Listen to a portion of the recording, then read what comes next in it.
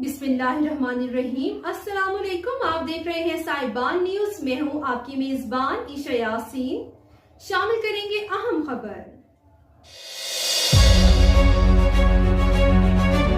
सियालकोट से खबर शामिल करते हैं, जहां आज डिप्टी कमिश्नर शहबाज अली की ज़ेर सदारत डीसी ऑफिस कॉन्फ्रेंस रूम में एक अहम इजलास मुनक्किद हुआ, जिसमें additional deputy commissioner finance and planning Muzaffar Mukhtar, assistant commissioner Sialkot Anam Babar, assistant commissioner Sambrial Ghulam Fatima, assistant commissioner Pasrur Sidra Sattar, DO emergency Naveed Iqbal, incharge DD MA कीवन हसन, चीफ वार्डन तंजीम शहरी दिफा ताहिर मजीद कपूर समेत सिविल डिफेंस के दीगर मुकामी हुकाम ने शिरकत की।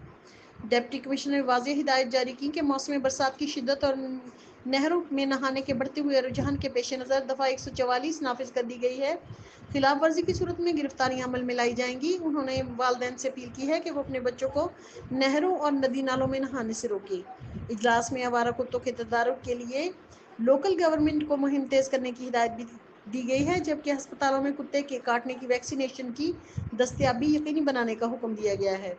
डिप्टी कमिश्नर ने chief warden civil defence Tahir Majeed Kapoor से मुलाकात के दौरान 7वें और 10वें मुहर्रम पर शहरी दिफा की ड्यूटी प्लान पर तबादला ख्याल किया। उन्होंने शहरी दिफा की तंजीमों और रेस्क्यू 1112 के साथ साथ मुश्तरका एक्शन प्लान की तैयारी पर जोर दिया, ताकि मरबूत कोशिशों के जरिए सर्विसेज के मयार को बेहतर बनाया जा सके।